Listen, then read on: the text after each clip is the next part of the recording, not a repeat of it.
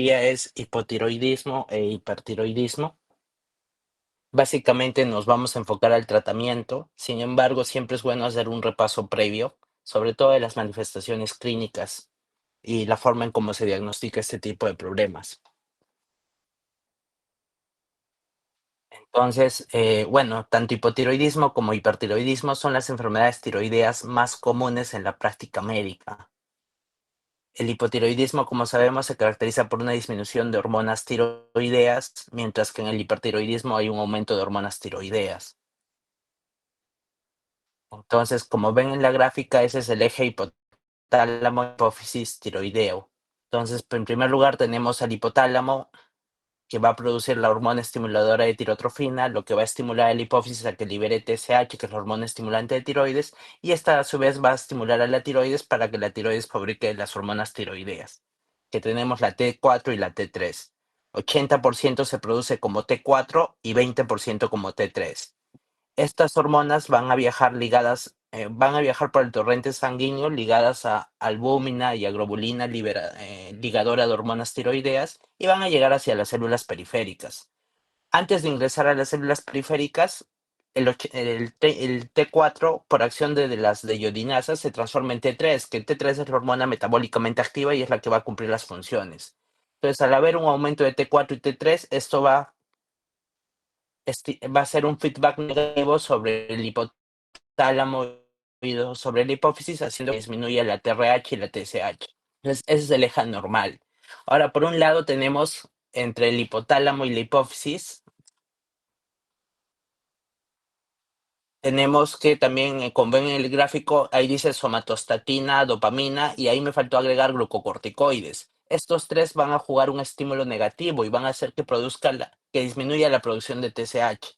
Entonces, muchos pacientes que están en unidad de cuidados intensivos tienden a tener, pues, medicamentos como dopamina o dolbutamina para estimular la contracción cardíaca, tienden a usar corticoides para desinflamar la parte de lo que es como en las neumonías o insuficiencias respiratorias por neumonía, y esto a su vez hace que la TSH disminuya. Entonces es bastante frecuente en UCI las interconsultas por patología tiroidea, por alteraciones de la TSH, la T4 y la T3, cuando realmente la tiroides no está enferma.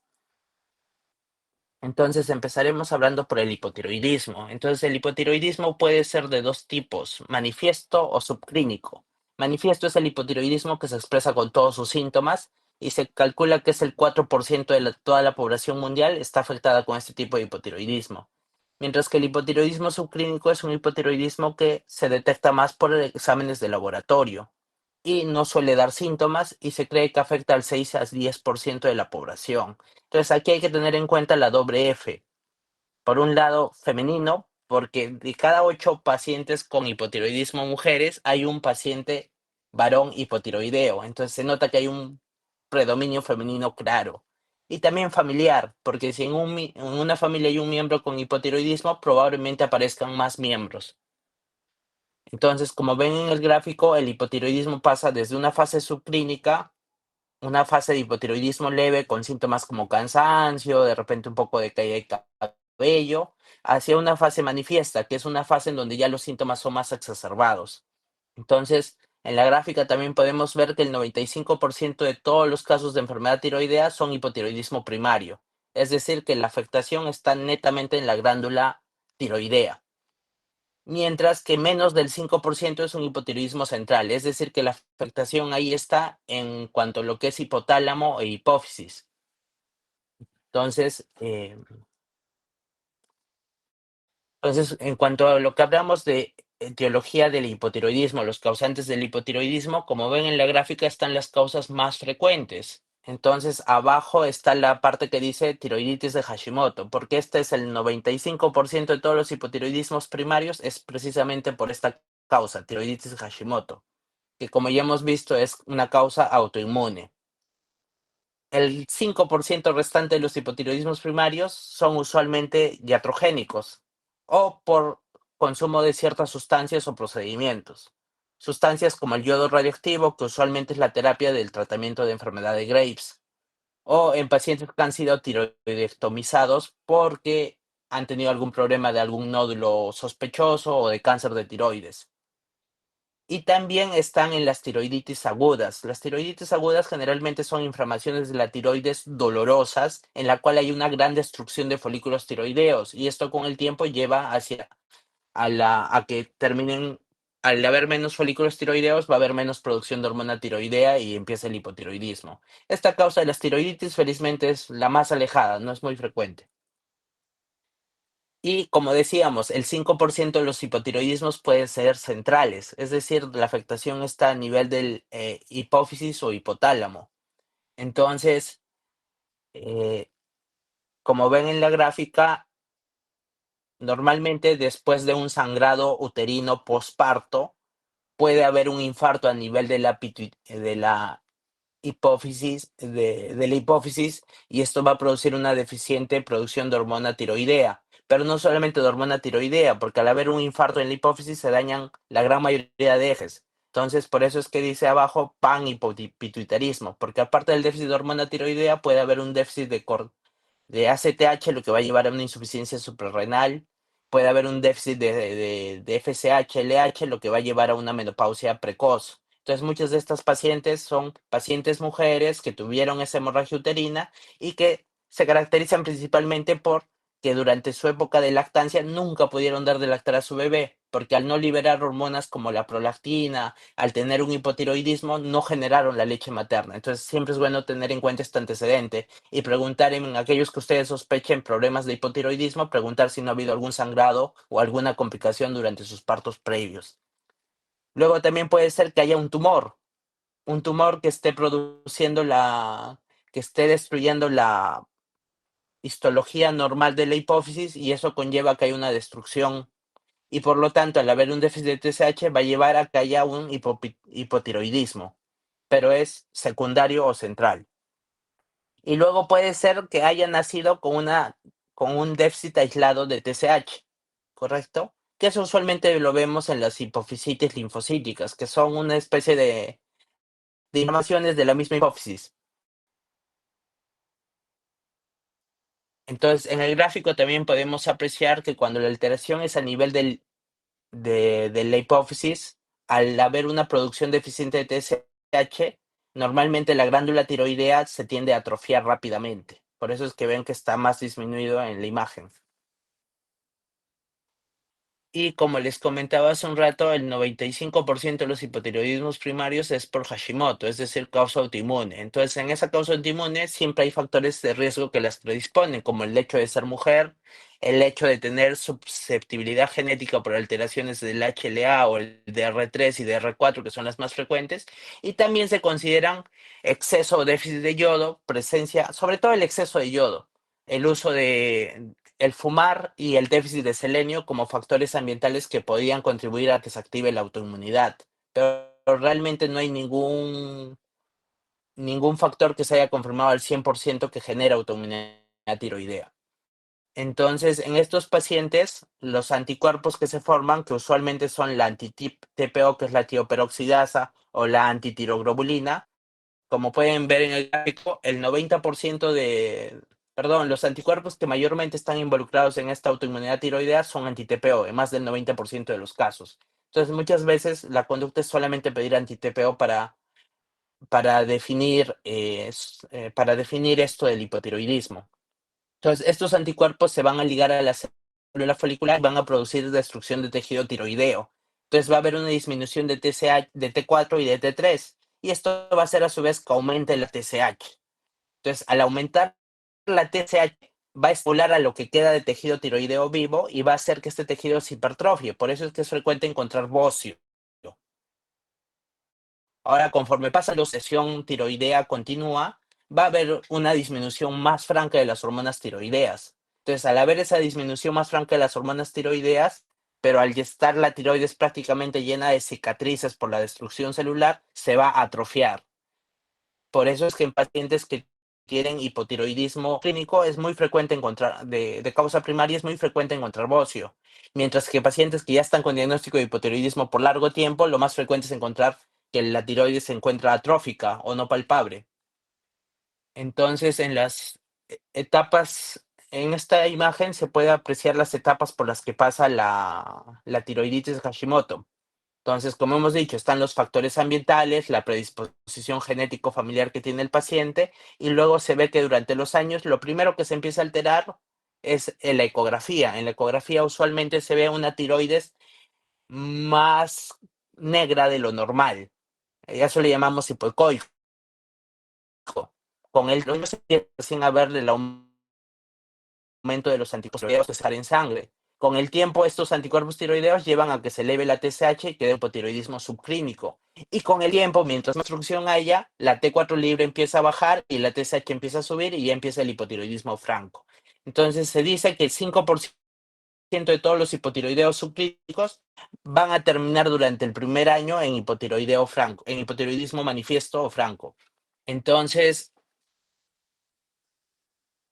como para que no se duerman, ¿en quiénes debería sospechar enfermedad tiroidea? Entonces, yo debería sospechar enfermedad tiroidea especialmente en mujeres. También debería tener en cuenta cuánto tiempo están con los síntomas, porque ya hemos visto que los síntomas del hipotiroidismo son síntomas inespecíficos. Por ejemplo, si yo les preguntara a ustedes, ¿cuántas de ustedes, sobre todo de las mujeres, han presentado cansancio, episodios de episodios de reglas irregulares, episodios de mucha fatiga, episodios de han presentado uno de estos síntomas y no todas tienen hipotiroidismo. Entonces, por eso es importante tener saber en quién voy a dosar tiroides, exámenes de la tiroides y en quiénes no. Entonces, la identificación del hipotiroidismo se debería realizar desde el nivel de atención primaria. Entonces, ustedes que son futuros colegas, pues desde médicos generales ya deberían aprender a cómo diagnosticar un hipotiroidismo de manera adecuada. Repetir que los síntomas y los signos del hipotiroidismo son inespecíficos y siempre tener en cuenta el efecto de los niveles de yodo sobre la función tiroidea. Hasta hace unos 40, 50 años había una deficiencia de yodo en nuestro país y por lo tanto había pacientes que tenían bocio tiroideo y que muchos de ellos terminaban en hipotiroidismo. Por eso es que la principal causa de hipotiroidismo en ese entonces era deficiencia de yodo. A raíz del uso de la sal yodada, que se ha difundido ampliamente, ha empezado a haber una adecuada suplementación de yodo. Es por eso que la causa más frecuente de enfermedad tiroidea ahora es autoinmune, como habíamos comentado anteriormente. Entonces, en el gráfico pueden ver los síntomas típicos de una paciente hipotiroidea. Generalmente es una paciente en la cual el cabello se les cae, es un cabello que está sin brillo, opaco, reseco, la piel se nota más engrosada, si la tocan se siente frío, algunas tienen un tinte amarillento y usualmente es una piel reseca, sobre todo en las zonas aledañas al codo y las zonas aledañas al cuello. También vemos que es un paciente que tiende a hablar de manera más lenta, con la lengua más grande. Es más, incluso se puede encontrar marcas de los dientes en la lengua. Es un paciente somnoliento, letárgico, con deterioro de la memoria. En algunos casos estos pacientes pueden hacer psicosis inclusive. Es un paciente con intolerancia al frío, el sudor está disminuido, el pulso está lento, puede haber edema en el caso de la cavidad abdominal que sería citis o edemas en las piernas o miembros inferiores.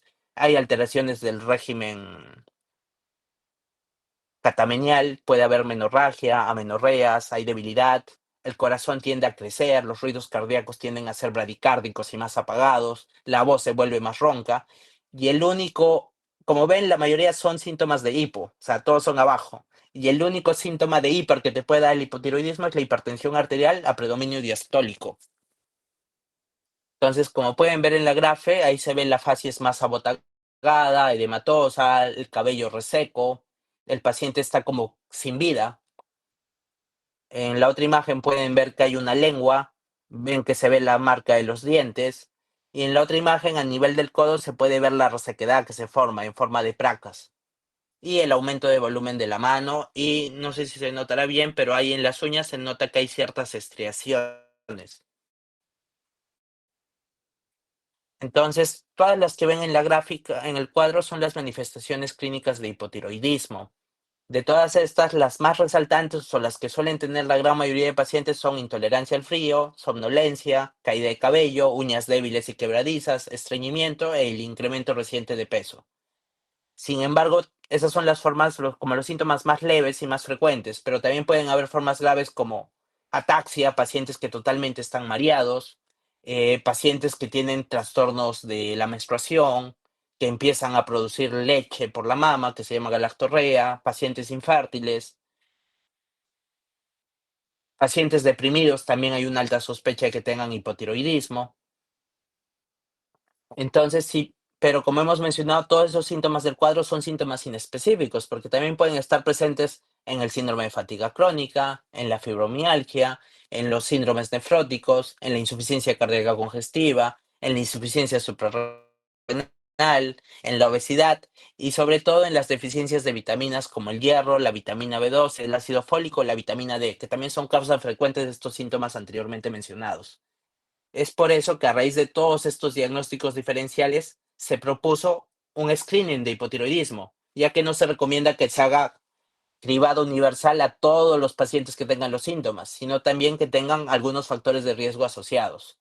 Entonces, entre esos factores de riesgo asociados, a la cabeza pues tenemos la autoinmunidad tiroidea positiva u otras enfermedades autoinmunes, o sea, pacientes que tengan lupus, artritis reumatoidea, síndrome de Sjögren, diabetes mellitus tipo 1 que son de causa autoinmune, pues se sospecha que podrían realizar hipotiroidismo. Recuerden que cuando hay autoinmunidad en un órgano, usualmente hay autoinmunidad en el resto de órganos también. Pacientes que tengan antecedentes familiares de hipotiroidismo y con los síntomas, también sería necesario hacer un descarte de hipotiroidismo. Pacientes que hayan recibido radioterapia en el cuello, hayan recibido terapia con yodo o hayan sido operados de una parte de la tiroides, también es necesario hacerles un descarte de hipotiroidismo. En aquellos pacientes en los cuales les haya palpado el cuello y haya encontrado que hay una tiroides aumentada de tamaño o un nódulo tiroideo, también es necesario pedirle perfil tiroideo.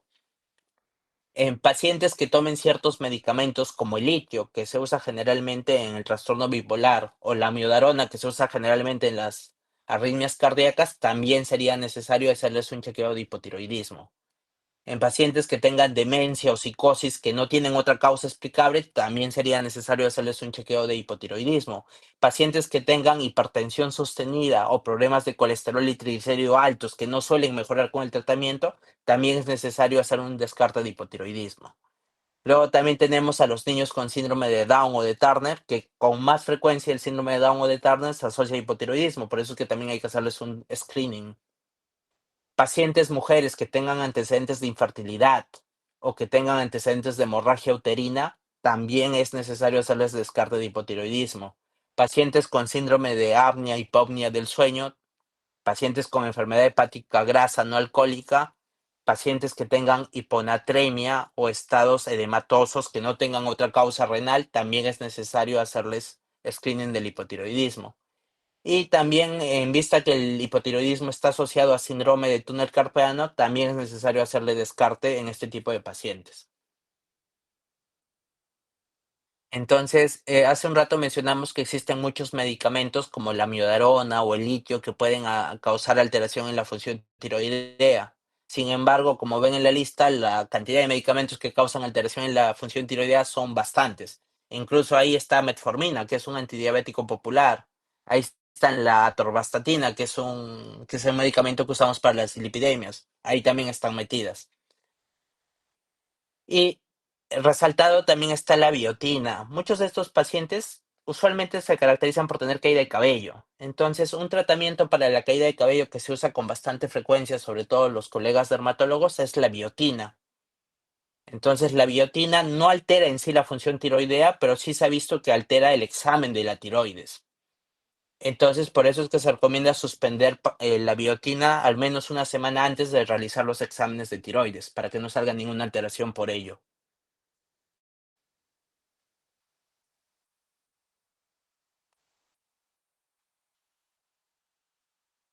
Xiomara Espinosa. Xiomara, ¿estás presente?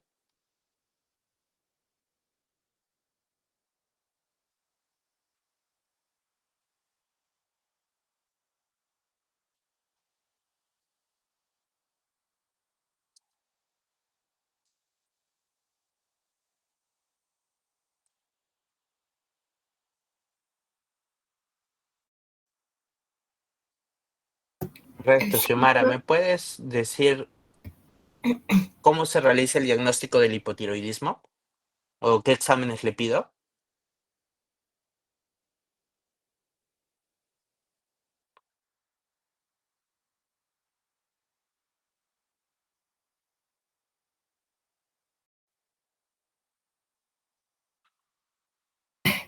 El screening de hipotiroidismo, doctor. No te escucho muy bien, Xiomara. El screening de hipotiroidismo. ¿Qué examen pido? Pues cuando ya tienes un paciente, mujer, que viene, qué sé yo, con los síntomas clásicos, caída de cabello, estreñimiento, tiene antecedente de artritis reumatoidea, por ejemplo, le vas a hacer un screening de tiroides, de hipotiroidismo. ¿Pero qué le pides?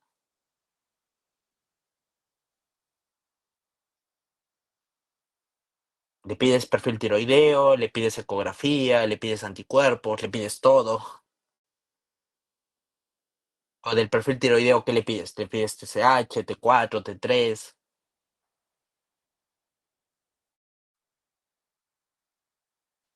Da la respuesta que Este, sepas, no tienes por qué, ya te he dicho, estás en aprendizaje, no hay respuestas equivocadas, y si hay algo equivocado, lo corregimos ahora. el anti-TPO, doctor. TPO.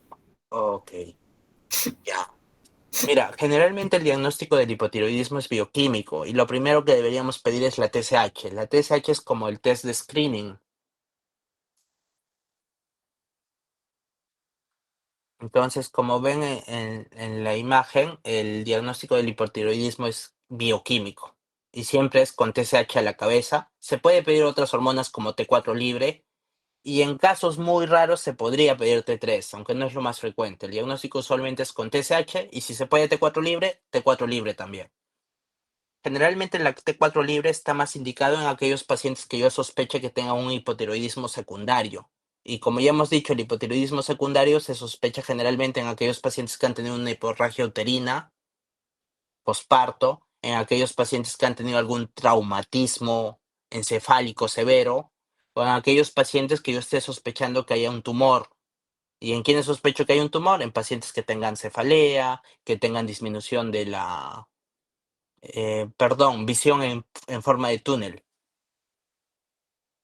Entonces, lo principal que debería pedir si sospecho un hipotiroidismo, sobre todo si es primario, debería ser una TSH. Entonces, si la TSH me sale alta y la T4 libre me sale normal, eso se llama hipotiroidismo. Eh, O sea, Erika Fuentes, sí, doctor. si la TSH me sale alta y la T4 libre me sale normal, ¿cómo le llamo a ese hipotiroidismo? Secundario.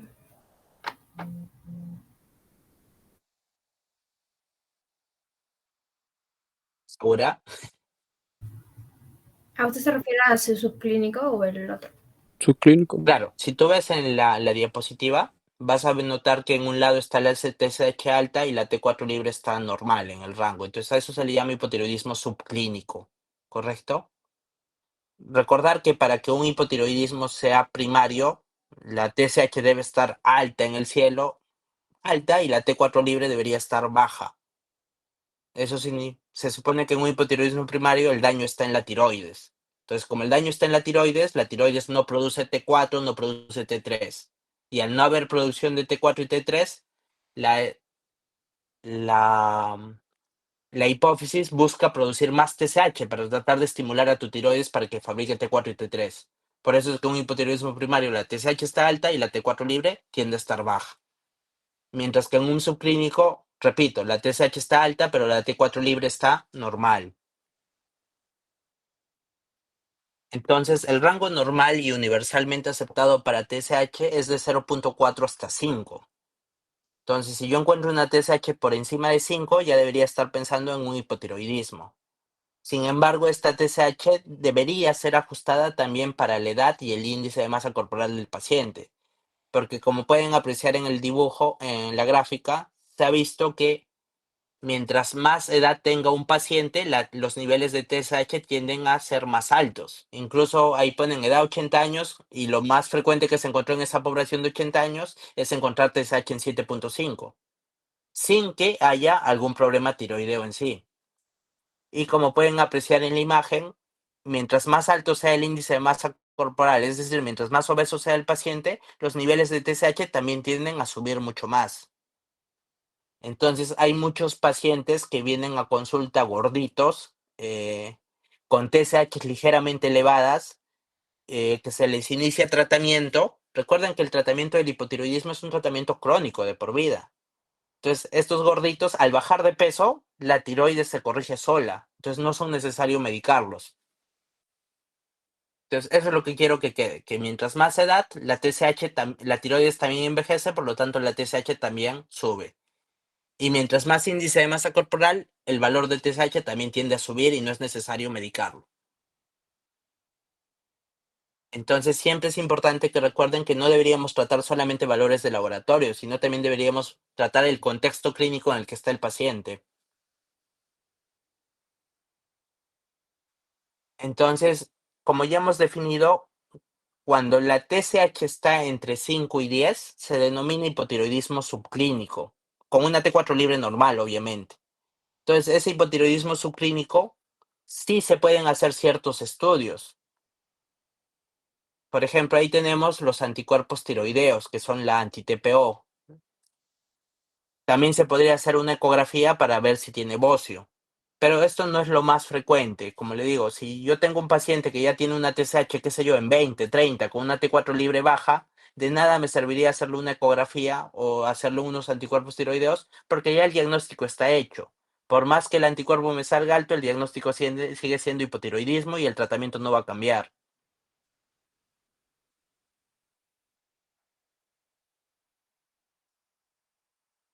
Entonces, a manera de resumen está este cuadro. Todo paciente con signos, síntomas y factores de riesgo para hipotiroidismo le pido TSH y T4 libre. Si la TSH está aumentada, defino que es un hipotiroidismo primario. Si la T4 libre está normal, el hipotiroidismo sería subclínico. Y si la T4 libre está baja, el hipotiroidismo sería manifiesto o franco. Mientras que si yo tengo una TSH baja o normal con una T4 libre baja, eso me indicaría que es un hipotiroidismo central. O sea, el problema está arriba, en el hipotálamo o en la hipófisis. Entonces la diferencia es clara, ¿no? Mientras en el primario tengo la TSH súper alta, en el central la TSH puede estar baja o normal bajo. Entonces, en pacientes con hipotiroidismo primario, como les decía, se puede pedir anticuerpos, sobre todo la antitioperoxidasa, aunque también se puede pedir la tiroglobulina. Si salen altos, pues los reconfirma el diagnóstico de que la causa es autoinmune, Hashimoto. Mientras que si los anticuerpos salen bajos, podría ser otras causas. Podría ser yodo, podría ser la cirugía, podría ser que se irradió el cuello, o podrían ser los hipotiroidismos transitorios. No sé si han tenido su clase creo que tienen una clase que se llama tiroiditis. En esa clase seguramente van a ver las tiroiditis, que hay un grupo de tiroiditis que pasan por etapas. Pasan por etapas de hipertiroidismo, normalizan, luego pasan por etapas de hipotiroidismo y luego de ahí normalizan también. Entonces a eso se le llama un hipotiroidismo transitorio, o sea, un hipotiroidismo que no requiere tratamiento, que se soluciona solito, solamente hay que esperar, tener paciencia. Entonces, como ya hemos determinado el hipotiroidismo subclínico, que es TSH entre 5 y 10 con T4 libre normal, repito, hay dos conductas, o se puede hacer seguimiento o se puede hacer tratamiento. La mayor parte del tiempo se recomienda hacer seguimiento, porque como les digo, hay un gran grupo de pacientes que tienen esa TSH ligeramente incrementada y puede ser por errores de laboratorio, puede ser por la edad, puede ser por la obesidad, o pueden ser estos hipotiroidismos transitorios que les comentaba hace un rato, que son secundarios a tiroiditis. Entonces, se supone que yo lo observo a este paciente, se le vuelve a pedir nuevos exámenes y en teoría la tiroides se corregiría solita sin necesidad de hacer nada. Mientras que tengo un grupo de hipotiroidismos subclínicos que sí requieren un tratamiento. Y generalmente se recomienda tratar estos hipotiroidismos subclínicos cuando yo veo que tienen anticuerpos positivos. o cuando yo les encuentro bocio, o cuando tienen un antecedente familiar, es decir, más miembros con hipotiroidismo, o cuando en el control persistentemente le encuentro que la TSH, en primer lugar, vino en 5, al siguiente control se subió a 7, al siguiente control se subió a 9. Entonces, si yo veo que persistentemente está elevándose, también debería darle tratamiento. En aquellos pacientes que están con una alteración de la TSH y que están embarazadas o que estén buscando tener algún hijo, también debería darles tratamiento. Y también se ha visto que en aquellos pacientes que tengan enfermedad coronaria crónica y que sean menores de 65 años, que tengan la TSH entre 5 y 10, también valdría la pena darles tratamiento porque se ha visto que esto disminuye, al tratar este hipotiroidismo subclínico, disminuiría la morbimortalidad de estos pacientes. Entonces esas son las indicaciones por las cuales debería tratar un hipotiroidismo subclínico. Acá lo que faltaba agregar es en niños, porque en niños que tienen hipotiroidismo subclínico, que vemos que no están creciendo de manera adecuada en la curva de crecimiento en el tiempo, también sería conveniente tratar este hipotiroidismo subclínico. Entonces, ¿cómo hago el manejo del hipotiroidismo? Entonces, como le comentaba a mi grupo en la mañana, no existe una dieta que sea especial para tratar el hipotiroidismo. La dieta es general, se recomienda lo mismo que se recomienda a los otros pacientes diabéticos o dislipidémicos: disminuir el consumo de azúcares, disminuir el consumo de frituras, aumentar el consumo de verduras y mantenerse bien hidratado. Ahora, durante un tiempo se dijo que dando yodo o dando selenio se podría mejorar estos problemas de hipotiroidismo, pero también se han visto que no son efectivos. Por eso es que tampoco se recomienda ni suplementación con yodo ni suplementación con selenio. La liotironina y la levotiroxina son moléculas. Actualmente la levotiroxina es la que se usa como tratamiento para el hipotiroidismo, aquí y en cualquier país del mundo. Pero como ya les dije, cuando uno libera hormona tiroidea, libera T4 y libera T3. La levotiroxina se asemeja a la T4, mientras que la liotironina se asemeja a la T3. Sin embargo, se ha visto que al dar ambos tipos de tratamientos, la levotiroxina suele ser un tratamiento mucho más cómodo y también con menos efectos adversos y también más barato para el paciente. Por eso es que el tratamiento sigue siendo con levotiroxina. Entonces, en este cuadrito ustedes pueden apreciar cuánto de dosis doy a cada paciente de acuerdo al valor de la TSH. Si yo tengo un paciente con hipotiroidismo subclínico que debo tratarlo, le podría dar de 25 a 50 microgramos de levotiroxina. Si yo tengo un paciente con TSH de 10 a 20, que ya es un hipotiroidismo manifiesto, yo podría tratarlo con 50 a 75 microgramos de levotiroxina. Mientras que si tengo un paciente con TSH más de 20, ahí debería darle la dosis de 75 a 100. La gran mayoría de pacientes con TSH más de 20 se logra estabilizar con una dosis de 100 microgramos diarios. Y siempre tener cuidado con las dosis, porque mientras más dosis le demos al paciente, sobre todo si pasamos de 1.9 microgramos por kilo día, hay más riesgo de causar osteoporosis, de causar mialgias, de causar taquiarritmias. Aparte que vamos perdiendo la confianza del paciente al estarle cambiando constantemente de dosis. Entonces, en este paciente que yo le inicié levotiroxina, la conducta es que en unas 4 a 6 semanas de iniciado el tratamiento debería hacerles un control de TSH para evaluar si la dosis que le estoy dando está adecuada o no. Eso sería en el caso de un hipotiroidismo primario. Mientras que si el hipotiroidismo es secundario, como ya hemos dicho, en el secundario siempre la TSH va a estar en el suelo, va a estar baja. Por lo tanto, no nos sirve para hacer un control. Lo que debería controlar en el hipotiroidismo central es la T4 libre, ¿correcto? Y siempre tener en cuenta lo que les decía hace un rato por la edad. Si es un adulto joven, la TSH podría tenerlo entre 0,4 y 5. Y si es un adulto mayor, la TSH podría tenerlo hasta 6 o 7 y considerarlo como normal dentro de las metas. Ahora, si es un paciente que tiene 20, 21, 22, o sea, relativamente joven, 30, 35 años, lo ideal sería pues que la TSH esté pues 0,4, 0, o sea, más pegado a 0,4, o sea, 1, 2. Mientras que es un paciente más pegado a los 60 años, sería mejor tener la TSH en 3, en 4 o en 5. Entonces, en líneas generales se dice que si el paciente viene en el control de las 6 semanas con la TSH baja, significa que le estoy dando mucha dosis de levotiroxina y que debería bajar la dosis de la levotiroxina en un 15 a 20% por día. Mientras que si mi paciente viene con la TSH alta, debería aumentar la dosis en 15 a 20% microgramos día. Esto es importante que lo tomen en consideración porque muchos médicos se confunden y en vez de tienen una TSH baja y ellos creen que al aumentar la dosis van a hacer que esa TSH suba, pero es al revés. Al aumentar la dosis, la TSH tiende a bajar más. Como ya le hemos dicho, la TSH, la levotiroxina es T4. Entonces, al darle más cantidad de T4, la TSH baja por el feedback negativo que hablábamos al inicio de la presentación. Entonces, ahí en el dibujo pueden apreciar todas las dosis de levotiroxina que existen. Actualmente en el Perú tenemos 11 presentaciones. Existen casi todas, menos la de 137, que no hay en nuestro país. Después el resto de presentaciones hay. Entonces, si se dan cuenta, entre 75 y 88, o entre 88 y 100, o entre 100 y 112, precisamente hay un 15%.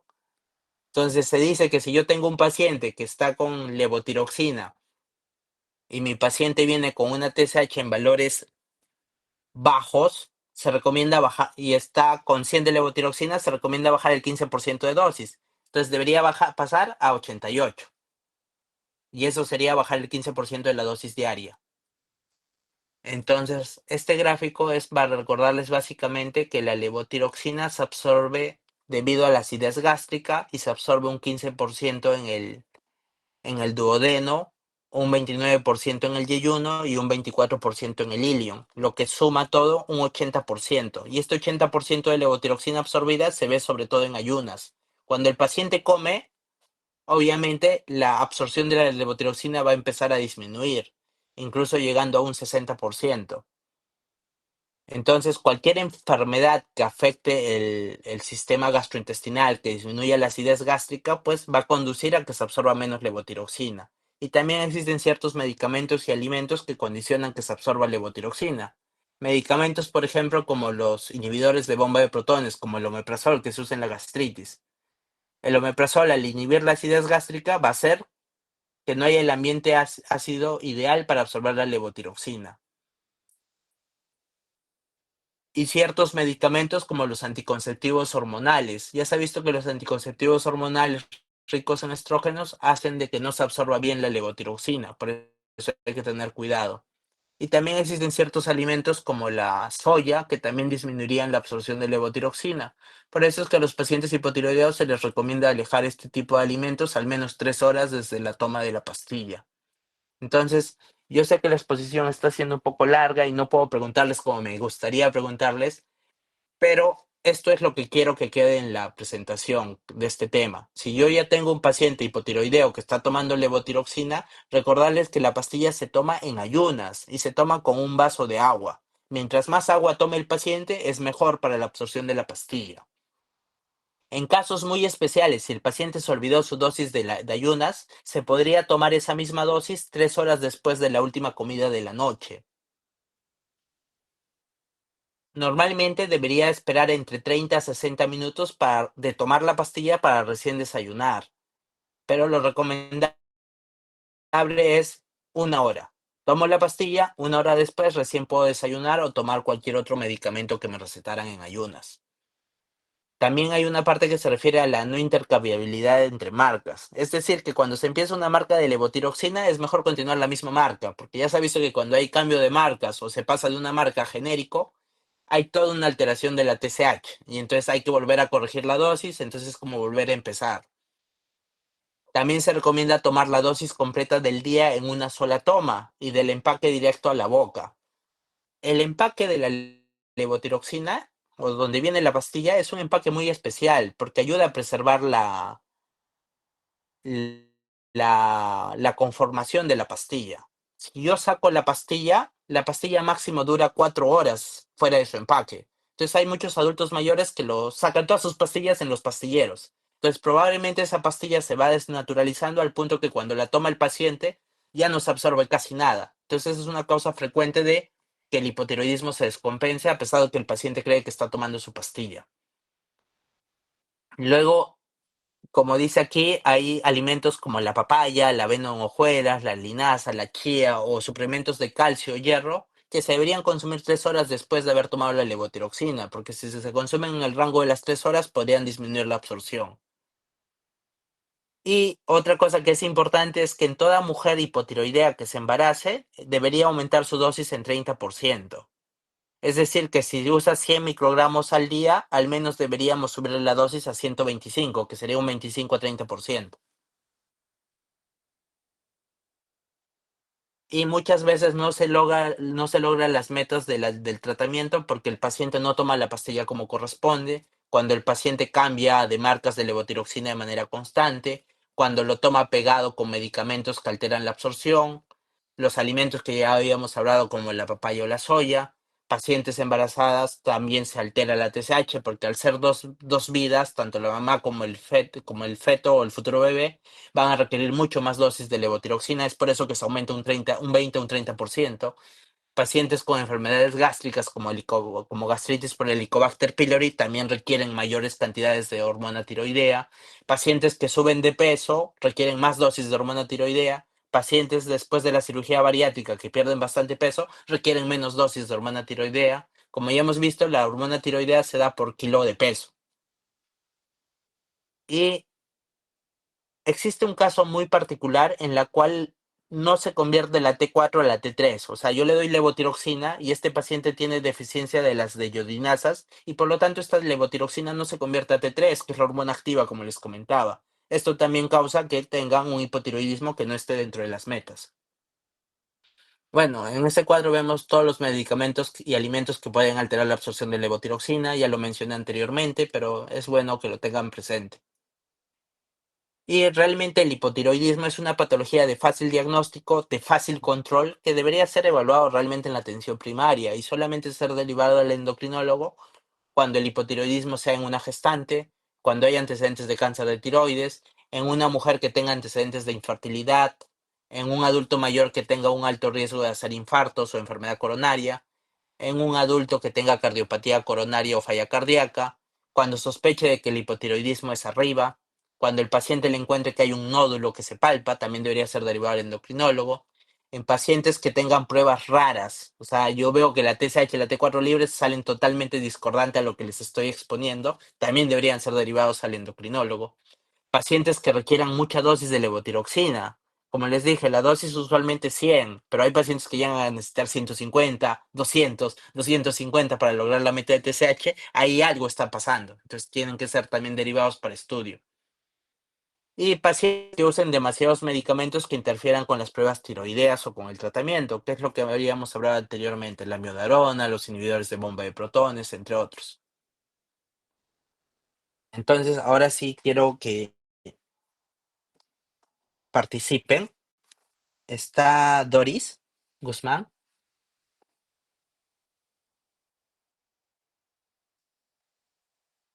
Doris, ¿estás viva?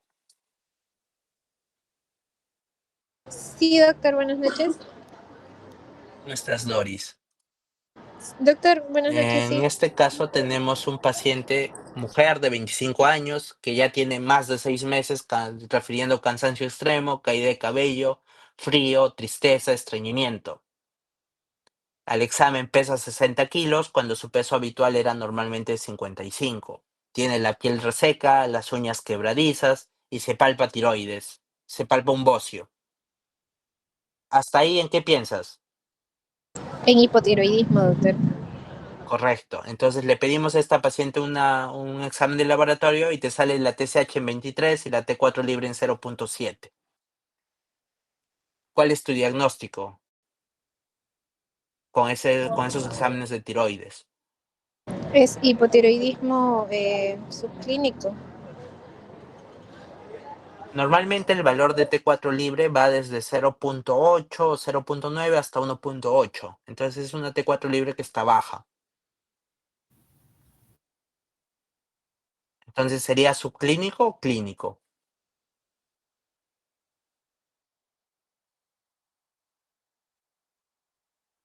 Tiene TSH alta y Clínico. T4 libre baja. Clínico, doctor. Sería un Claro, sería un hipotiroidismo hipotiroidismo clínico. clínico o manifiesto.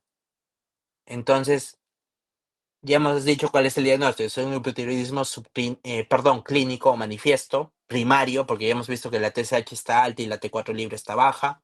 ¿Es necesario hacerle medición de T4, de T3 aparte? ¿O simplemente suficiente con esos valores?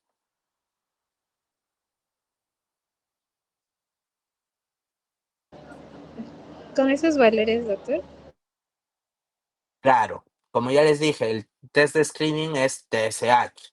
Si ya tienes TSH y T4 libre, ya tienes todo el diagnóstico. Ya no es necesario medirlos porque no va a alterar el diagnóstico. ¿Hacemos anticuerpos en este paciente?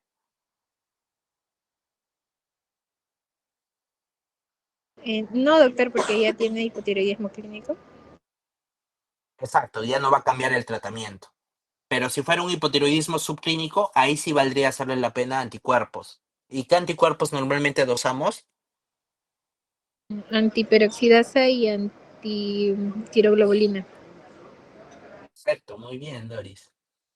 Y en este paciente que le he palpado un bocio, ¿valdría la pena hacerle una ecografía tiroidea o no? No, en realidad, porque a menos que haya algún nódulo o el bocio no tenga regularidad, o mejor dicho, tenga alguna Perfecto. irregularidad. Exactamente, lo ideal siempre es hacerle ecografía tiroidea solamente cuando encuentre que hay formación de nódulos. Si es un bocio, el bocio es compatible con el hipotiroidismo, es parte de. Y existe un examen que se llama gamografía tiroidea. ¿Sabes de qué se trata o qué es?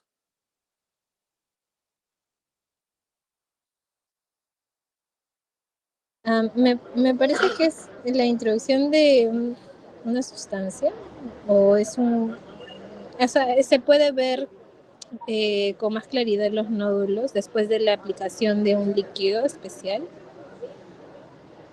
La gamografía tiroidea es un examen de medicina nuclear. Se trabaja con radioisótopos radioactivos, usualmente yodo o tecnecio, que son ampliamente captados por la tiroides. Y actualmente en hipotiroidismo no se recomienda hacer gamografía tiroidea. La gamografía tiroidea está reservada sobre todo en el hipertiroidismo.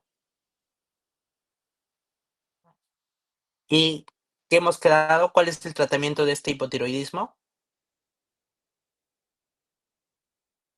El levotiroxina. Claro, es levotiroxina.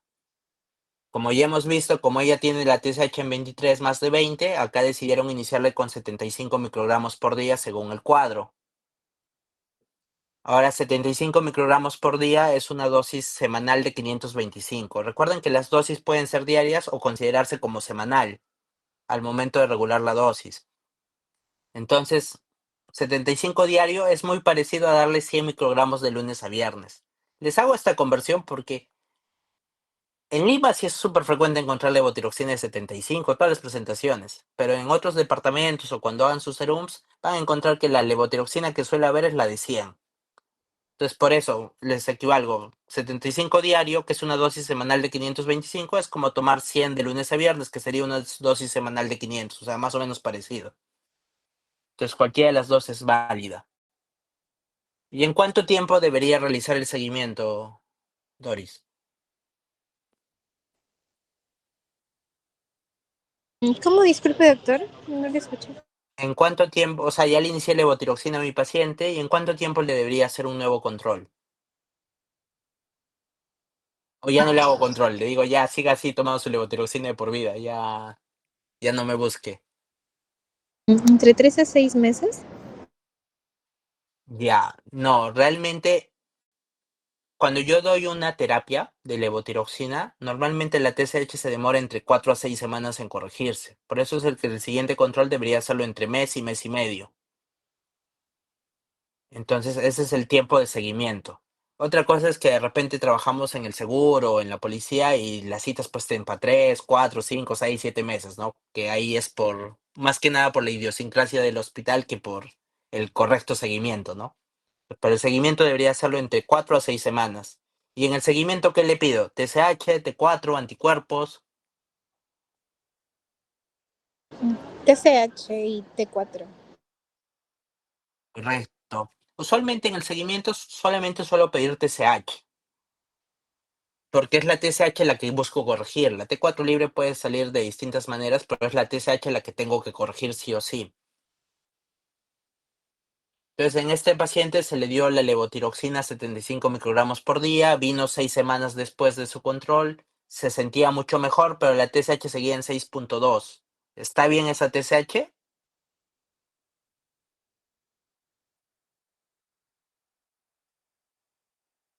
Ha disminuido de lo que estaba. Correcto. Claro, ha habido una gran mejoría de la TSH. Sin embargo, todavía no está en la meta, que como ya hemos visto, buscamos que esté entre 0.4 y 5. Y como es una paciente joven, realmente deberíamos tratar de llevarla a 2 o a 3, en el peor de los casos. Entonces acá decidieron subirle la dosis aquí, y como ya hemos quedado, se aumenta 15%. Si la TSH está alta, hay que subir dosis. Entonces, el 15% de 75, pues es 12.5, que más o menos llega a sumar 87.5, que redondeando sería 88. Entonces le subieron 88 microgramos todos los días. Ahora sí, como la paciente ya está estable, asintomática, sí le puedo hacer un control 3, 4, 5 meses, ya no es necesario hacerle tan seguido. Entonces le hicieron el control 3 meses después y se refiere que ya se sentía mucho mejor, sin molestias, y su TSH salió en 1.23. Entonces, eso significa que el control está bien, que esa es su dosis y hay que continuar. Recuerden que la levotiroxina es un tratamiento crónico de por vida. Que la TSH salga bien, lo único que indica es que el tratamiento de levotiroxina está adecuado, no que ya se haya curado y que hay que quitar el tratamiento.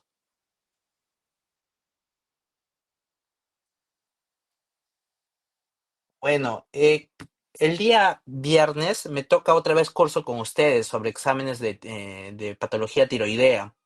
Entonces, ese día ya expondré la parte del hipertiroidismo, ¿les parece? Porque ya es un poquito tarde y ya todos creo que están cansados.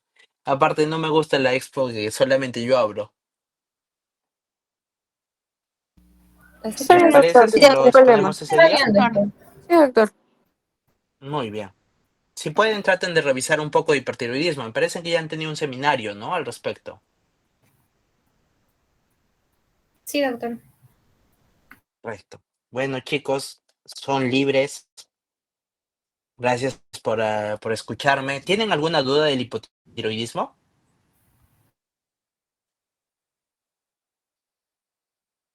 Todo claro, doctor. Oh, claro. Ya, muy bien. El día viernes voy a preguntar entonces. Muy bien, chicos. Entonces damos por terminada la sesión del día de hoy. Y bueno, los estoy viendo el día viernes. Espero que esta vez sí sea presencial. Gracias, doctor. Gracias, doctor. Buenas Cuídense noches. mucho. Hasta luego. Buena noche. Gracias, doctor. Doctor.